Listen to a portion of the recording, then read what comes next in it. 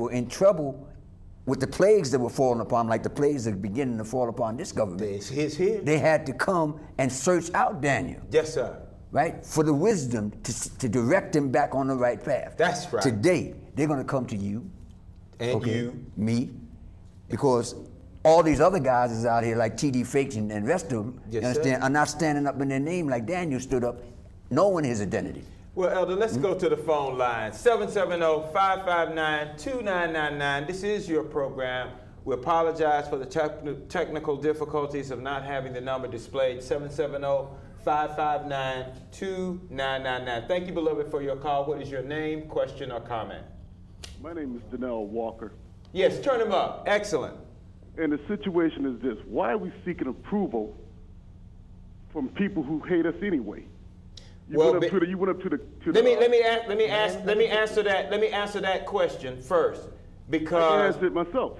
Actually, wait. We don't need their approval. We just got to know who we are. We got to define who we are. Okay, let me dialogue with you. Hold just a minute. Let me dialogue with you. I'm not going to cut you off. Let me first identify for you, because of the law, the scripture, as Hebrew Israelites, it says, follow the laws of the land and follow the law of Yah. Because of the law, that's why I read to you in Isaiah 42, where it talks about what our people would do as far as subscribing to the name of Yah. Making it a legal document then begins to identify the state who prior to that had identified you only from a slave perspective, black, Negro, colored, Afro-American, African-American, now has to identify you in association with a landmass and a people. That's to answer your first question. So y'all said it would happen. I'm doing it now. Go ahead with your second point. Caller? Okay, caller. Okay, call back, caller. But anyway, go ahead, brother, you know, like the reason I want to address the question that Brother Shatzer was asking me about the drugs and what we're going to do about the federal government and the government involvement in drugs. Well, we know during Prohibition, what happened when they was running liquor and stuff like that, and you had all the gangs, the Italians, the Greeks, as Brother Prince Cal was speaking about last program, and that eventually they came to an understanding that they was going to have to legalize liquor. Exactly. You know what I'm saying? And the reason the reason they don't want to legalize marijuana is because of they can't control it. They can't control it, and the players who's already in the game have made with a pharmaceutical company here in the United States is the biggest drug pushers I ever seen on the face of the earth. Hold on. We all know that. We as adults, we as civil rights leaders or activists and anything, we have no right to go after the drug dealer on the street and allow the federal government and allow these other companies to get away and not address them. That's just you punking out. You come to me with that cup, let me say this. Okay. The American, look, you're talking about brutalizing me. You know, I mean, it's like, I want you to skip. We got a caller. Our time is running out. Do you know the American government, right in South Georgia, got a marijuana farm?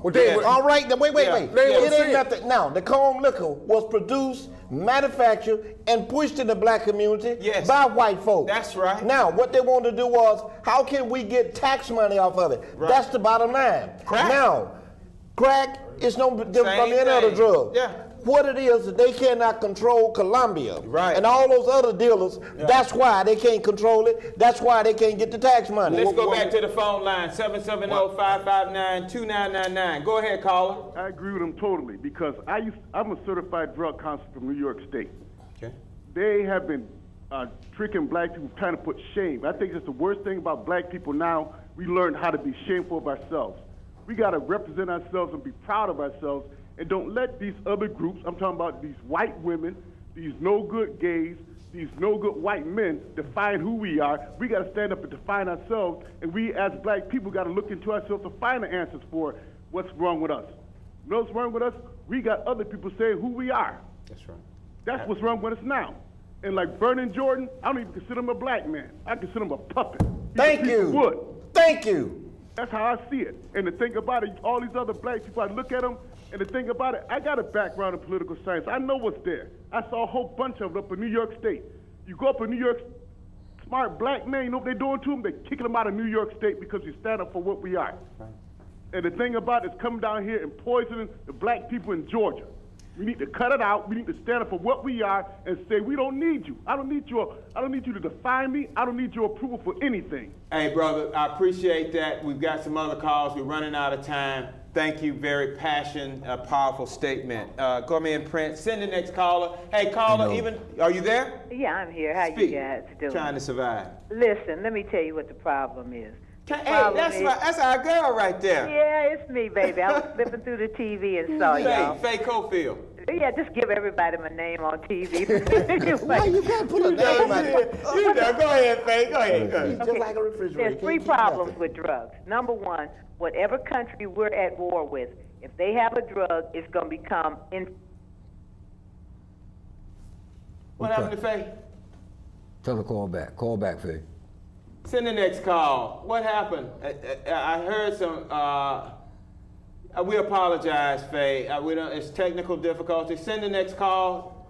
770-559-2999. But I just want to... Caller, say something now so we know you're there. I just want to interject just one thing. If we say that we're going to take a stance against the government and we're going to try to restore... All right, caller, go ahead. I'm sorry. Okay, it's me again. But listen, the drug of choice right now that's flooding the country, we haven't seen it in Atlanta, is heroin that's coming out of Afghanistan. And that is helping to fuel a lot of stuff. Heroin, Baltimore has an epidemic of heroin in Baltimore. I thought heroin was gone in the 70s and 80s. The second thing is that what a lot of you don't realize, a lot of people don't realize, is that drugs do make money for the country because they're able to incarcerate people. Make money, that's people right. Get incarcerated on minor drug offenses where people that are using ecstasy and what's that other one? Methamphetamines. They're talking about, if you notice, they talk about treatment. You say 30 seconds? For that group of people. And the last thing that we have to realize is the cash dollars that the U.S. makes by hiring their people. You guys have a blessed day, and I hope to see y'all on Tuesday. Hey, Faye, in the deal... Hold on, but Faye... Faye, you there? Yeah, I'm still here. Okay, what my position is that we need to address the government for its involvement in drug trade. First, you say he's coming from Afghanistan, and we remember the Nicaragua and the Contra scandal, what happened in the 1980s. We need to address that issue if we really want to truly stop drugs. I don't think we need to... there's certain issues where we have to address our people because it is a choice. Whether you want to use it or sell it, it's a choice. And our kids making the wrong choice. But for us to, and for instance, what happened to Ms. Johnson is directly related to this choice. Absolutely. You know what I'm saying? Hey, Faye, and let me say this. I do want to get with you as well on making an official, I think you said it was in the governor's office, something about an official something, reference to the incident. We talk about it, but talk about it on Tuesday. Am I getting paid?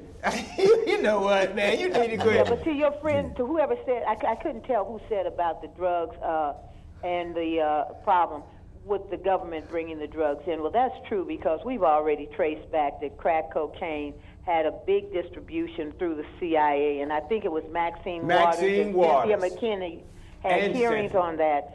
But you know, our people hear what they want to hear. We're powerless. And so that is an issue that has to be addressed, and it has to be addressed.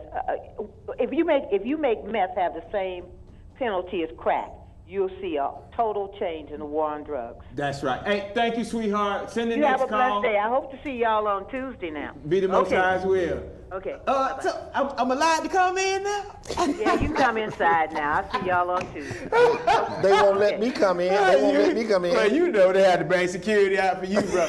Go ahead, send the next call. Send the next call. It's very Wait a minute. Do I have a caller? Yes, sir. Go ahead with it, bro. Yes, I just want to ask all you guys on the panel at the table, what are your feelings on drug legalization? Because and another thing, what can be done to get to the young people, you know, about not to sell this stuff, because of the simple fact they can lock you up for so many years. I mean, you know, there are two magazines like Feds and Don Diva that are geared towards the hip hop generation that, you know, they're supposed to be talking about the dangers of you know, drug sentencing guidelines. But it's the movie industry that continues to popularize it and we got several calls. We're trying to go out. Prince, thank you for your call. Send the next call. Our people need to brief.